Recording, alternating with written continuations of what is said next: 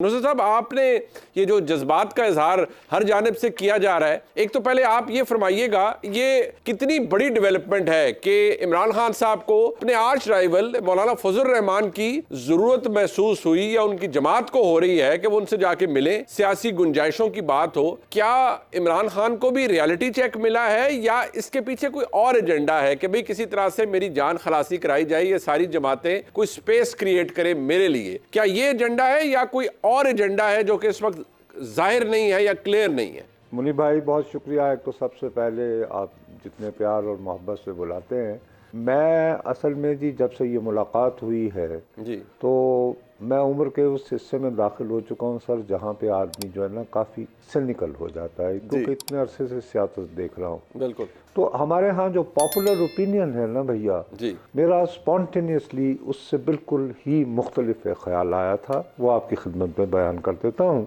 और मैंने जो उस वक्त मेरा स्पॉन्टेनियसली आया था, आपने आज देखा होगा कि सोशल मीडिया पे चेयरमैन तहरीक इंसाफ से मंसूब एक बयान चल रहा है कि उन्होंने ये दिया है। अब उसके साथ अगर आप उसको मिलाकर, मेरा जो एकदम से बर्जस्ता इस मीटिंग के बारे में आया था, मेरा अपना ख्याल है कि अली मोहम्मद ख़ान और असद कैसर साहब, इनकी पहली कोशिश तो ये थी कि इन्हें बल्ले के निशान पर ही आइंदा इलेक्शन लड़ने की गुंजाइश मिल जाए। ठीक।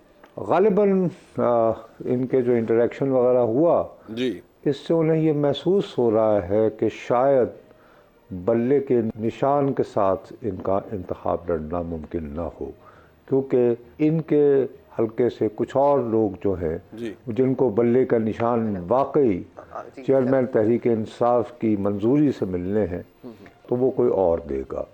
मेरी मुराद सईद जैसे लोगों से है, जमीन गन्नापुर जैसे लोगों से है। बहरहाल अब उसमें यह है कि इनके बाद दूसरी चॉइस भैया ये रह जाती है कि ये चले जाएं पाकिस्तान तहरीक इंसाफ के उस ग्रुप में जिसको परवेज़ खटक साहब इकट्ठा करने की कोशिश कर रहे हैं। वहाँ इन दोनों की हजरात की गुंजाइश नहीं है।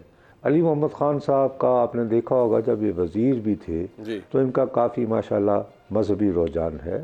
ये कोई यानी कि ज़ाहिर है कि ये उनकी अपनी तरजीह है, चूँकि वो ये इसका इजहार करते रहे हैं, इसलिए हम बआसानी कह सकते हैं विदाउट बीइंग जजमेंटल अबाउट। बिल्कुल बिल्कुल। मेरा अपना ख्याल है जी कि ये दोनों हजरात असद कैसर साहब और अली मोहम्मद ख़ान साहब ये अपनी ज़ाती गुंजाइश जो है वो JUI में ढूंढने के लिए वहाँ गए हैं। अगर इमरान खान साहब के कहने पर खुशदामन के इंतकाल के लिए, ताज़ियत के लिए गए होते, तो आपको पता है कि चेयरमैन तहरीक इंसाफ की कोई ताज़ियत के हवाले से हमारी रवायात से हटकर ही उनका ये बात बड़ी दिलचस्प है। बट नुसरत साहब, एक बात है कि मौलाना का भी कहना कुछ अरसे पहले कि सियासी जमातों को गुंजाइश पैदा करनी चाहिए एक दूसरे के लिए, ये किस चीज़ की गमाजी करता है कि मौलाना को कोई, वैसे तो हमारे मुल्क में सिविलियन स्पेस तो आपको पता है वैसे ही बहुत कम हो गई, ऑलमोस्ट बिल्कुल ख़त्म ही होती जा रही है, तो ये क्या मौलाना को भी कोई फिक्र लाहक है, इसलिए कह रहे हैं कि सियासी जमातें गुंजाइश पैदा करें एक दूसरे के लिए?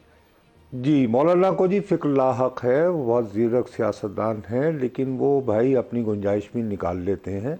इस वक्त ये बात, देयर इज़ नो डाउट कि इस वक्त जो दूसरे नंबर की जमात, मेरे ख्याल पे जो मेरा जो जी तजुर्बा है, अगर आज इंतखाब हो तो टॉप पे तो वही जमात है जिसका निशान बल्ला होना चाहिए आज भी, और दूसरे नंबर पे JUI की है। लेकिन ये जो हुकूमत रही है आपकी कुछ अरसे की, उसकी वजह से जहां सबको दंड पहुंचा है, शहबाज स्पीड जो हैं उनके लिए अब हालिया एक सर्वे जो आता है, तो इसमें जब लोगों से पूछा जाता है कि आपकी दानिश में पाकिस्तान के मुआशी मसाइल का हल, तो सिर्फ 1% लोग कहते हैं कि वो शहबाज साहब के पास है। तो मौलाना के पास जो है, उनको बेसिक शिकायत ये हो रही थी कि उनके पास ANP से जी, अवामी नेशनल पार्टी से काफ़ी लोग आ रहे थे जो सूबाई सतह के लोग थे और सूबाई असम्बली के उम्मीदवार होने का वो पोटेंशियल रखते थे। मौलाना के जो करीबी हल्के हैं जी, वो ये दावा कर रहे हैं कि उन्हें रोक दिया गया। अब ये रोकता कौन है, खोलता कौन है, अब इसके बारे में क्या कहें हम। बिल्कुल। नुसरत जावेद साहब, पीपल्स पार्टी अब PMLN को या मियां नवाज शरीफ साहब को खास तौर पे वो कह रहे थे नहीं, पहले भी लोग सिलेक्टेड और ये सब कुछ थे, मियां साहब तो लाडले प्लस हैं मियां नवाज शरीफ साहब, और उनके लिए ये माहौल है, और पीपल्स पार्टी का अब गुस्सा है या फ्रस्ट्रेशन है, जबकि मुस्लिम लीग नून ये कहती रही कि पीपल्स पार्टी की यही सियासत हो सकती है, इस वक्त उनका यही सियासी मौक़िफ़ हो सकता है। वो ठीक है, वो करते रहे सियासत अपनी, लेकिन हम तो अपने मेरिट के ऊपर ही, मियाँ साहब के केसेस भी ख़त्म होंगे, हम पंजाब के अंदर मेरिट के ऊपर ही बहुत ज़्यादा बड़ी, बहुत भरपूर पैमाने पर हम कामयाबी हासिल करेंगे। देखिए, बात यह है, फ्रैंकली स्पीकिंग, हमारे यहाँ सियासत तो हो नहीं रही भैया। सियासत के नाम पर एक फार्स चल रहा है और बहुत ज़्यादा फिक्शंस चल रहे हैं। हकीकत ये है कि एक है पाकिस्तान मुस्लिम लीग, और उसका एक वर्जन है जो नवाज़ शरीफ की ज़ात से मंसूब है। और मैं ये दोबारा इंसिस्ट करूँगा सर कि वो वर्जन जिसके सरबराह शहबाज शरीफ साहब हैं, वो वर्जन नवाज़ शरीफ साहब की ज़ात से मंसूब है, और एक है नवाज़ शरीफ की ज़ात। मैं तो सर आइंदा आने वाले दिनों में मेरे मुंह में खाक, शायद मैं ज़रूरत से ज़्यादा सिनिक हो गया हूँ। मैं इन दोनों में सर जो है वो कॉन्फ्लिक्ट और तदाद बढ़ते हुए देख रहा हूँ, नवाज़ शरीफ साहब और उनसे मंसूब जमात के माबैन। अच्छा, इस वक्त मियाँ साहब को यूज़ किया जा रहा है उनसे मंसूब जमात के सूजवानों की तरफ से as a vote getter, as a vote catcher, एक बेट के तौर पर, और जी उनके वो करवा लें।